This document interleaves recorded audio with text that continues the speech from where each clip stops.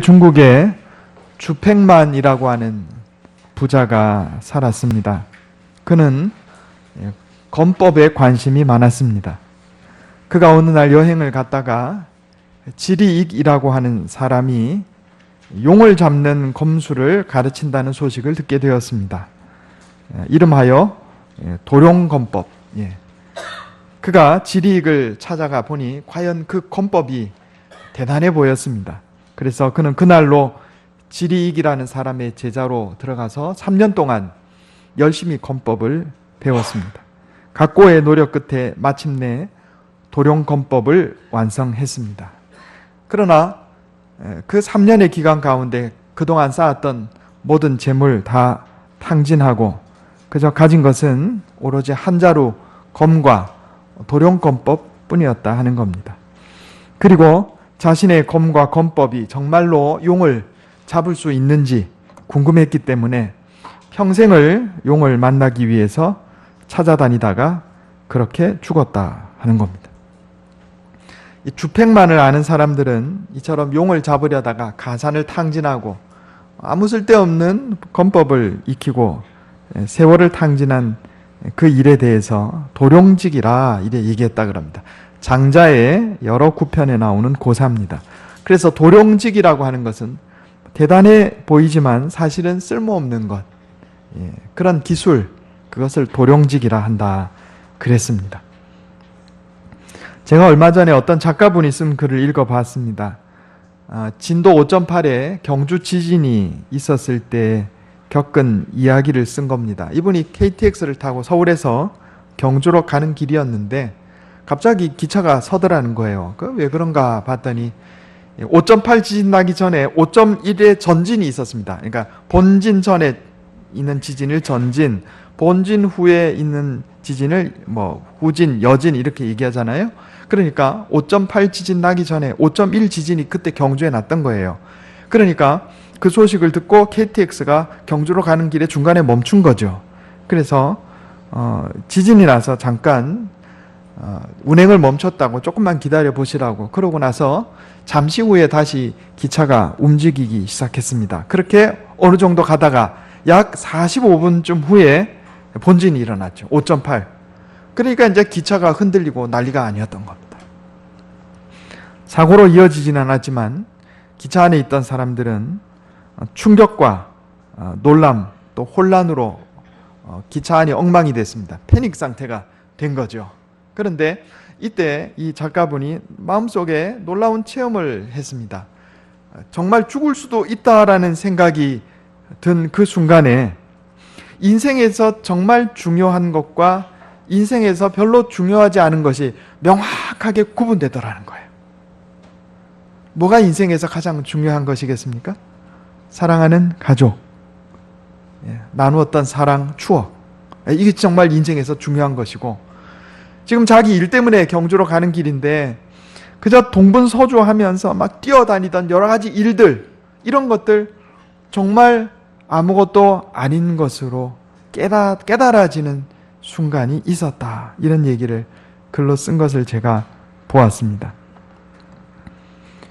올인이라는 말이 있습니다. 올인. 어떤 특정한 대상이나 일에 자신의 모든 것을 다 투자하는 것, 자신의 모든 것을 거는 것, 이걸 우리가 올인이라 이렇게 얘기를 합니다. 한 10수년 전에 텔레비전 드라마로 올인이라는 드라마가 있었습니다. 저는 보지는 않았는데 길거리 가면 사람들 전부 얘기하는 게 올인 얘기만 하더라고요. 그래서 올인이 뭔가 그러고 알아봤더니 어떤 일, 어떤 대상에 자신의 모든 것을 다 거는 것, 이걸 올인이라 그러더라고요. 주팽만은 뭐에 올인했어요? 도룡검법. 주팽만이라는 사람은요, 도룡검법에 올인한 겁니다. 그런데 그게 중요한 것이었어요? 아무 쓸데없는 거였어요? 아무 쓸데없는 거였어요. 고대의 용의 자손이 살아남아 있었는지는 잘 모르겠지만 이게 뭐와 같은 거냐면요, 요즘에 KTX 타고 비행기 타고 서울 부산 왔다 갔다 하는데 내가 좀 빨리 다녀보겠다고 축지법 배우는 거하고 똑같은 겁니다. 이거 헛된 것이다 이런 얘기죠. 우리가 혹시 도령권법 같은 것에 올인하고 있지 않는지 한번 살펴봐야 되겠습니다.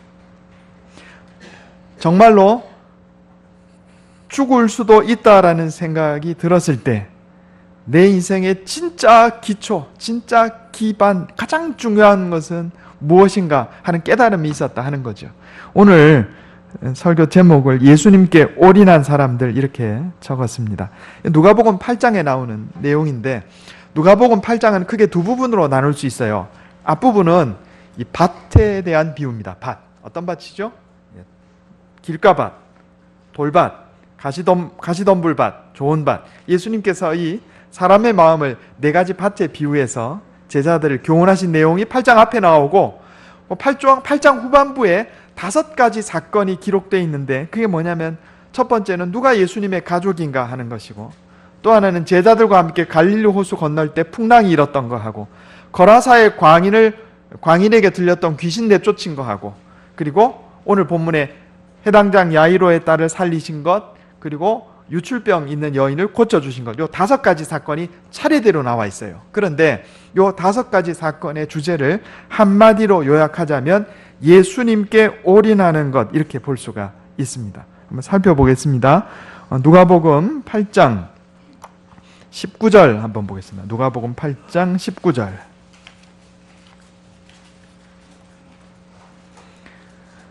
제가 한번 읽어보겠습니다. 예수의 어머니와 그 동생들이 왔으나 무리로 인하여 가까이 하지 못하니 어떤 이가 알리되 당신의 어머니와 동생들이 당신을 보려고 밖에 서 있나이다. 예수께서 대답하여 이르시되 내 어머니와 내 동생들은 곧 하나님의 말씀을 듣고 행하는 이 사람들이라 하시니라. 아멘. 이 사람들이 누구예요? 예수님을 따르는 제자들. 예수님께 올인한 사람들. 누가 내 어머니며 누가 내 형제며 누가 내 자매냐?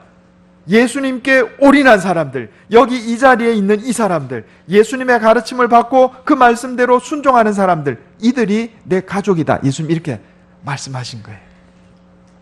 그 다음 장면이 나오는데 예수님이 제자들과 함께 배를 타고 갈릴리 호수를 건너가는데 예수님이 주무셨어요. 광풍이 일어서 배가 침몰하게 되는 그런 위기의 상황이 닥쳤는데 제자들이 예수님을 막 깨웁니다. 그런데 예수님이 일어나셔서 바람과 파도를 잔잔하게 하신 다음에 제자들을 책망하셔요. 너희 믿음이 어디 있느냐? 너희 믿음이 어디 있느냐? 너희 나에게 올인한 사람들 아니냐? 죽어도 같이 죽고 살아도 같이 사는 건데 뭘 그렇게 두려워하는 것이냐? 왜 나를 그렇게 믿지 못하느냐? 이렇게 책망하신 거예요. 예수님께 올인한 사람들은요, 세파를 두려워하지 말아야 된다. 이런 교훈의 말씀인 겁니다. 살아도 주와 함께 살고 죽어도 주와 함께 죽을 각오가 돼 있는 사람들은요, 두려워할 것이 없어요. 그리고 이제 거라사의 광인에 대한 이야기가 나옵니다. 예수님께서 거라사 지방에 갔는데 거기 귀신 들린 사람이 있더라. 이런 얘기입니다. 이 귀신 들린 사람을 고쳐주셨어요. 그리고 보면 이 거라사의 광인이 고침받은 다음에 자신의 삶을 완전히 예수님께 올인한 사람이 되었습니다. 주변에 다니면서 복음을 전하는 사람이 되었다 하는 얘기죠. 그리고 회당장 야이로의 딸을 고치신 내용이 나오는데 회당장이 예수님 발 앞에 엎드려요. 당시에 예수님에 대한 평가가 극과 극을 달리고 있던 상황이었는데 회당장이라 하면 오늘날 촌장과 같은 상당히 인망 있는 그런 위치라고 볼 수가 있습니다. 그가 예수님 앞에 엎드린 것이 절대로 범상한 일이 아니었다 하는 겁니다. 아니 예수님처럼 훌륭하신 분인데 그 앞에 엎드리는 게 당연하지 않습니까? 이래 생각할지 모르지만 모든 회당장이 다 그랬던 게 아니에요. 누가복음 13장 한번 보겠습니다. 누가복음 13장 13절 14절 10절부터 누가복음 13장 10절부터 제가 한번 읽어보겠습니다. 117페이지. 예수께서 안식일에 한 회당에서 가르치실 때 18회 동안이나 귀신 들려 앓으며 꼬부라져 조금도 펴지 못하는 한 여자가 있더라. 예수께서 보시고 불러 이르시되 여자여 내가 내 병에서 놓였다 하시고 안수하시니 여자가 곧 펴고 하나님께 영광을 돌리는지라. 우리 14절 같이 한번 읽어보겠습니다. 시작. 회당장이 예수께서 안식일에 병 고치는 것을 분내어 무리에게 이르되 일할 날이 엿새가 있으니 그동안에 와서 고침을 받을 것이요 안식일에는 하지 말 것이리나 하거늘. 아멘. 여기 회당장은요, 예수님이 어떤 여인의 병을 고쳐주신 걸 가지고 분을 냈다 이렇게 돼 있어요. 모든 회당장이 다 예수님을 따른 게 아니다 이런 얘기입니다. 여기 야이로라고 하는 이 회당장은 예수님 앞에 무릎 꿇고 엎드린 것은 예수님께 자기를 올인한 거예요. 자기의 체면이나 명예나 심지어 이게 스캔들이 돼가지고 회당장직을 쫓겨날 수도 있는 상황이 올 수도 있는 거예요. 자, 그런데 그런 거 제껴놓고 예수님께 자신을 걸었어요. 예수님께 올인한 사람들. 혈루병 거인 여인, 우리가 잘 아는 것처럼 여인의 몸에서 피가 계속 흐르는 병입니다. 레위기를 보면, 레위기 15장에 보면 그 유출이, 피가 유출될 때에 불결해서 적어도 7일 동안은 부정하게 돼 있어요. 피가 당장에 그쳐도. 그런데 이 여인은 12년 동안이나 계속해서 피가 흐르는 유출병에 시달렸다 그랬습니다. 자, 이건 부정한 여인이기 때문에 다른 사람과 접촉하면 안 돼요. 그런데 예수님 옷깃을 잡았단 말이에요. 잘못하면 돌에 맞아 죽을 수도 있는 상황입니다. 자신의 생명을 걸었어요. 예수님께 걸었다 이런 얘기입니다. 이게 다 올인한 사람들입니다. 예수님께 자신의 모든 것을 건 사람들에 관한 이야기가 오늘 본문 말씀의 내용입니다. 오늘 내용을 바탕으로 해서 우리가 교훈을 살펴보려고 그럽니다. 먼저 예수님께 올인한 사람들은 어떤 특징을 가지고 있는가, 그걸 한번 살펴보려고 합니다. 따라해 보겠습니다. 마음이 애통하고 가난한 사람들이었습니다.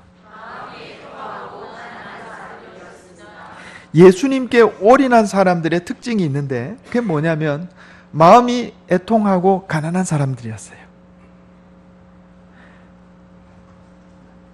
그 거라사의 광인의 예를 한번 들어볼까요? 거라사의 광인의 몸에 들어갔던 귀신은요, 2,000마리나 되는 돼지떼를 물에 몰아가지고 몰살시킬 만큼 숫자가 많았습니다. 그래서 예수님께서 내 이름이 무엇이냐 물으니까 귀신이 대답하기를 우리는 군대입니다 이렇게 대답해요. 숫자가 많다는 뜻이거든요. 수천 마리, 2,000마리 이상 되는 귀신이 그 사람에게 들어가 있었던 것입니다. 여러분, 귀신이 언제 사람한테 들어가는지 아세요? 귀신이 언제 사람한테 들어가냐면 마음에 상처를 입을 때 들어갑니다. 요거 여러분 잘 아셔야 돼요. 귀신이 있어요. 악령들 중에, 사탄의 하수인 악령들 중에 사람 몸속에 직접 들어가서 역사하는 악령을 우리가 귀신이라 이래 부릅니다. 자, 그런데 귀신이 언제 사람에게 들어가냐면 마음에 상처를 입고 그 상처가 고쳐지지 않을 때 들어가요. 제가 이거 비슷합니다. 우리 몸에, 여러분 우리가 보통 건강하잖아요, 그죠? 여기 상처가 났어요. 상처가 난 걸 그냥 두면 어떻게 돼요? 세균이 들어가요. 그래서 여기 아주 큰일이 벌어집니다. 제가 군에 있을 때 봉화지겸에 주의하라 이런 얘기를 많이 들었어요. 봉화지겸이 뭐냐면 이 군인들이 훈련하다 보면 막 산도 타고 막 기기도 하고 이러다 보면 몸에 상처가 생기거든요. 손이나 발에 아주 작은 상처가 생겨요. 나뭇가지 같은 데 긁혀가지고. 그런데 몸이 너무 피곤하고 또 이걸 제때 씻고 소독을 안 해주면 이 상처가 보통 같으면 금세 닦지가 않고 낫는데 이 상처가 도집니다. 세균이 들어가요. 세균이 침투해가지고 뻘겋게 부어오르고 나중에 그 안에 고름이 생깁니다. 이걸 그냥 방치하면 잘라야 돼요. 손도 잘라야 되고 발도 잘라야 돼요. 그거를 봉화지겸이라 그럽니다.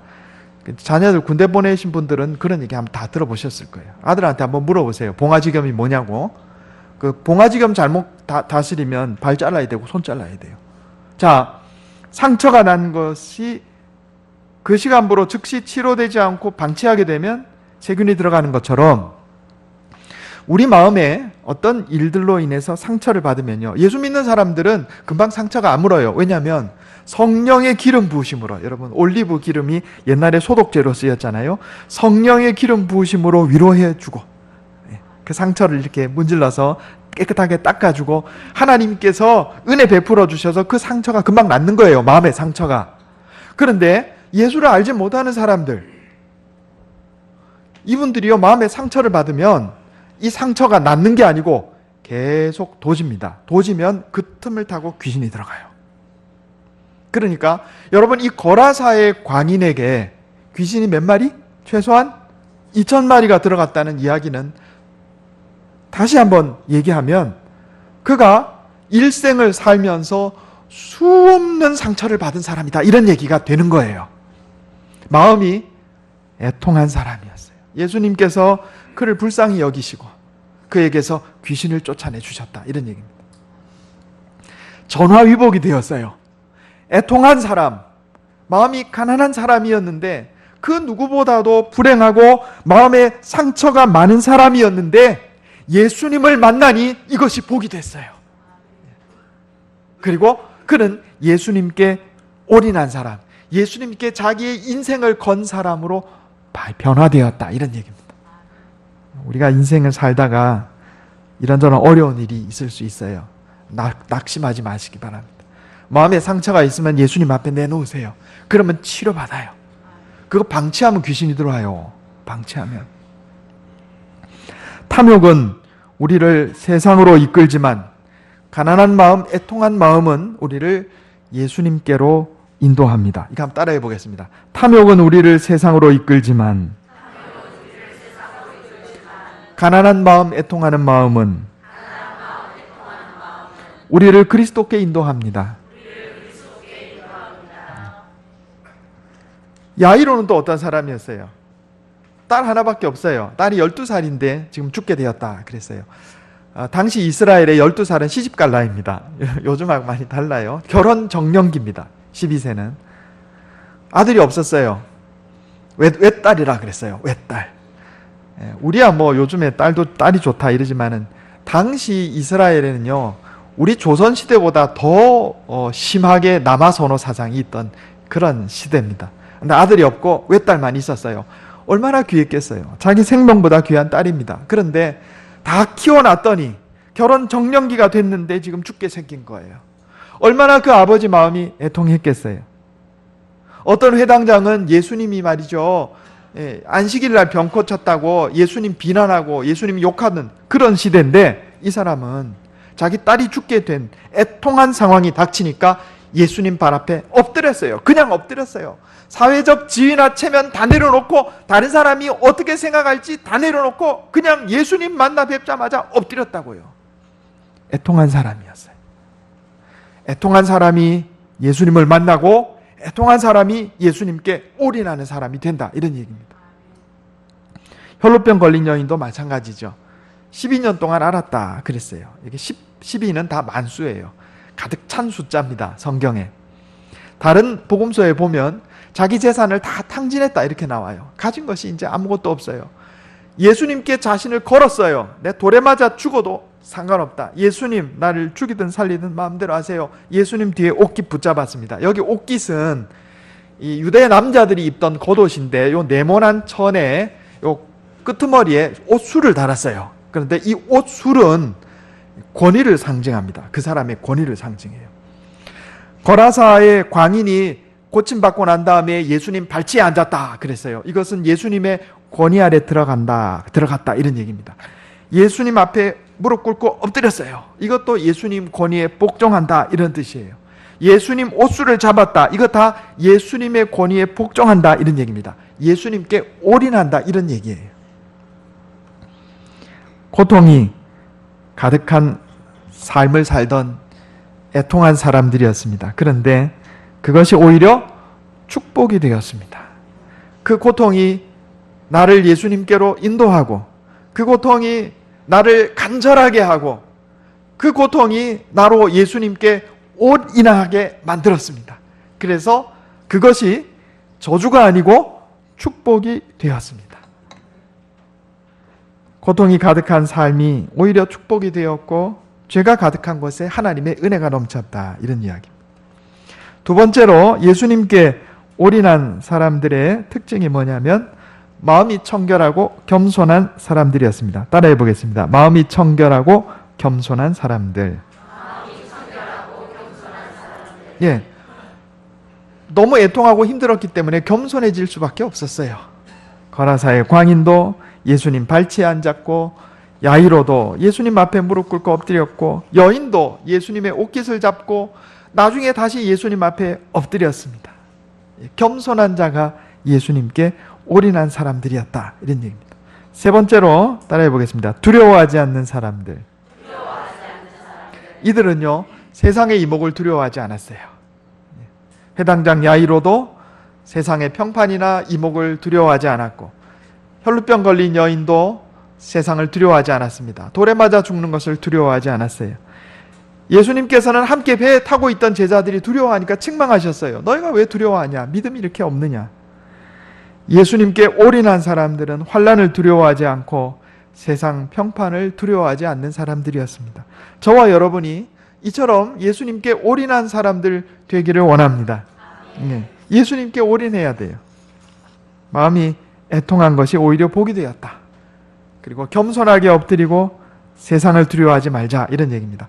그러면 예수님께 올인한 사람들이 받는 복이 무엇인가? 이게 중요하죠.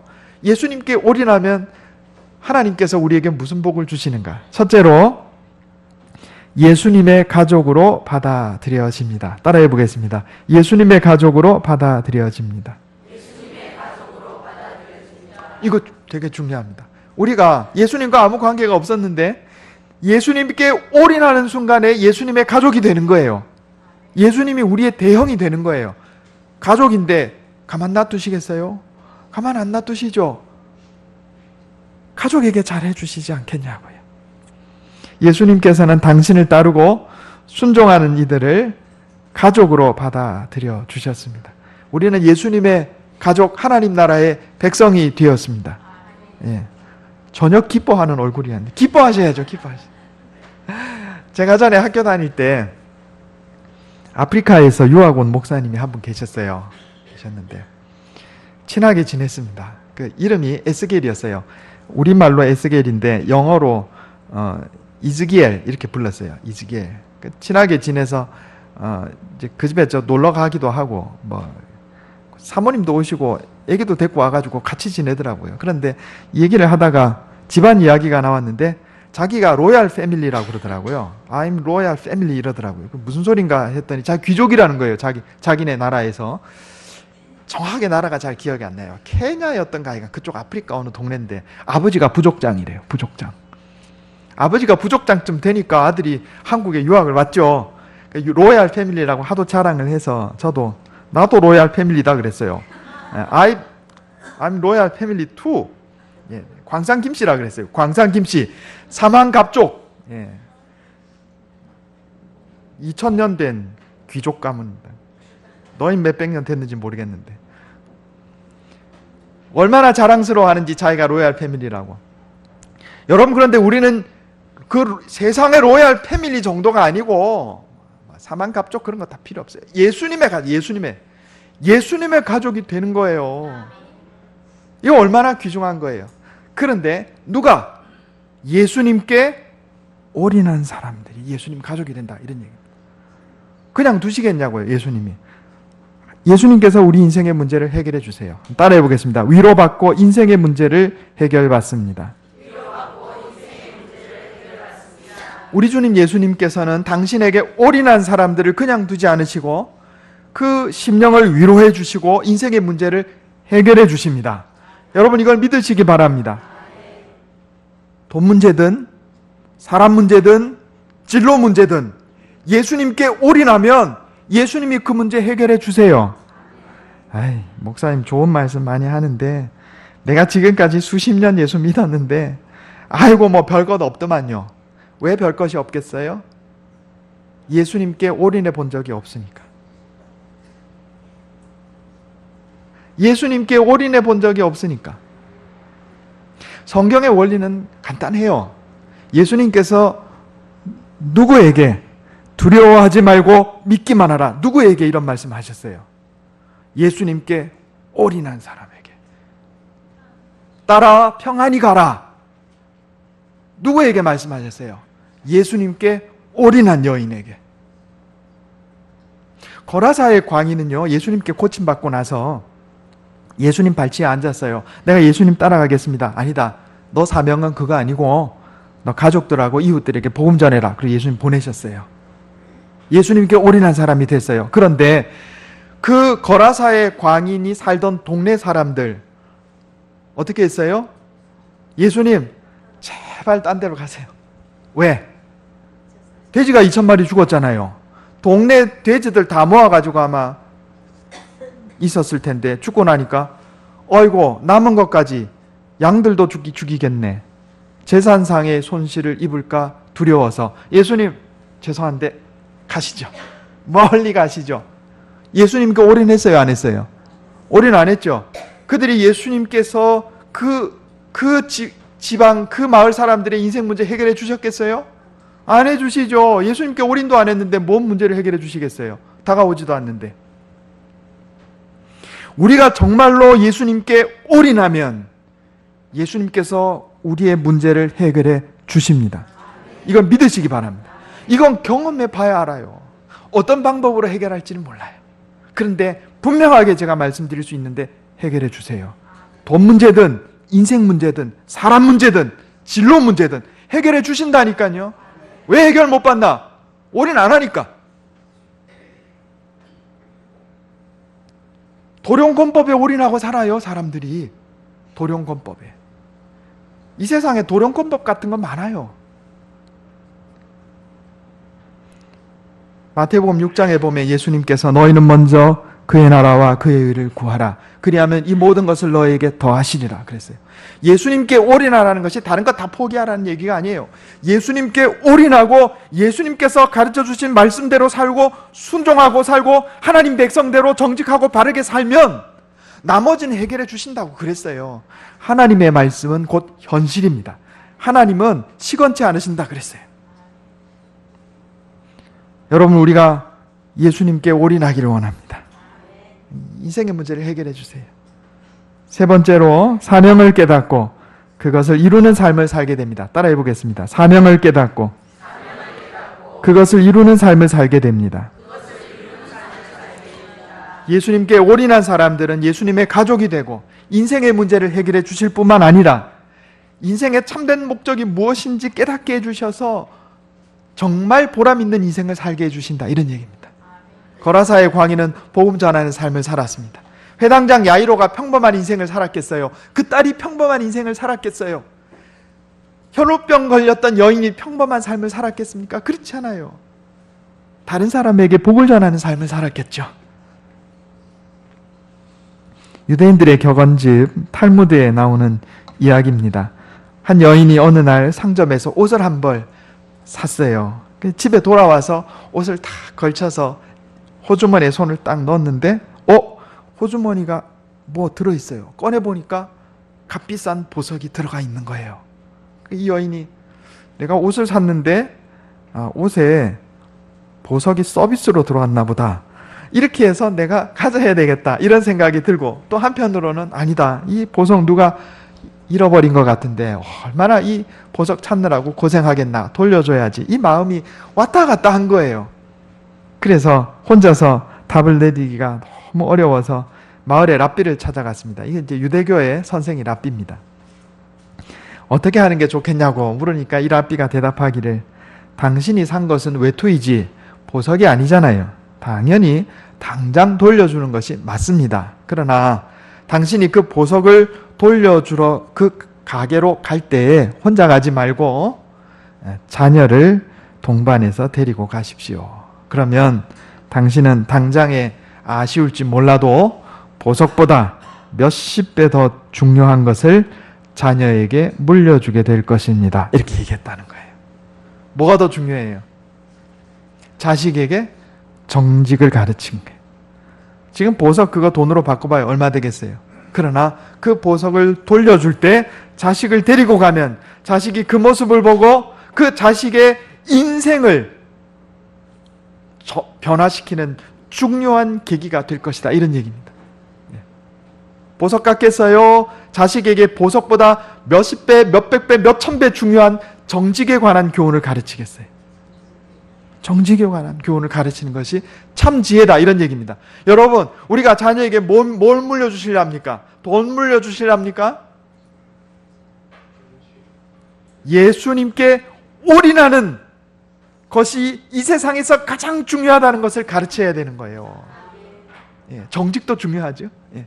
그런데 그 모든 것의 기반, 우리 인생의 생사화복을 주관하는 정말 중요한 것, 그거 돈도 아니고 학벌도 아니고 지위도 아니고 뭐예요? 예수님께 올인하는 법을 가르치는 거예요. 내가 올인해야 자식한테 가르치죠, 그거를. 지금 막막한 어려움과 고난 중에 있습니까? 여러분, 낙심하지 마십시오. 하나님께서 내 마음을 애통하고 가난하게 만들어서 예수님께로 이끄시는 거예요. 겸손하게 주님 앞에 무릎 꿇읍시다. 예. 예수님께 올인하는 사람이 됩시다. 세상의 많은 것들이 도룡건법처럼 멋지게 보이고 보석처럼 화려해 보여도 그건 사라지고 없어질 것들이에요. 정말 중요한 게 뭔가요? 영원한 하나님 나라에 소망을 두고 예수님께 올인하고 살면 이 땅의 것들도 하나님께서 채워주신다 약속하셨어요. 뭐 해야 되겠어요? 예수님께 올인합시다.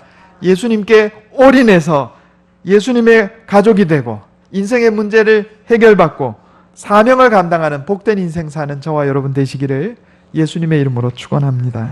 네, 기도하겠습니다. 하나님, 우리가 세상의 헛된 것에 올인하고 살고 있지는 않았는지요? 도룡건법과 같은 것이 세상에 얼마나 많은지 모릅니다. 주님, 사라져 없어질 것들에 마음 두지 말게 하시고 예수님께 올인하는 사람 되게 하여 주시옵소서. 우리 마음에 애통함을 허락해 주시니 감사합니다. 하나님, 저주가 변하여 복이 되게 하시고 화가 변하여 복이 되게 하시는 하나님, 우리 인생의 어려움과 고난을 다 극복하고 애통하는 마음으로 주님 앞에 나가게 해 주옵소서. 겸손한 마음으로 주님께 엎드리기를 원합니다. 세상을 두려워하지 않고 주님께 나가기를 원합니다. 예수님께 올인함으로 말미암아 하나님의 백성이 되고 예수님의 가족 되게 해 주옵소서. 위로받고 인생 문제를 해결하게 해 주시옵소서. 사명을 깨닫고 그것을 이루는 삶을 살게 해 주시옵소서. 이것이 내 힘과 능력으로 되지 않음을 고백합니다. 날마다 말씀으로 나를 깨우쳐 주시고 성령으로 인도하여 주시옵소서. 우리 주 예수님의 이름으로 간절히 기도하옵나이다. 아멘.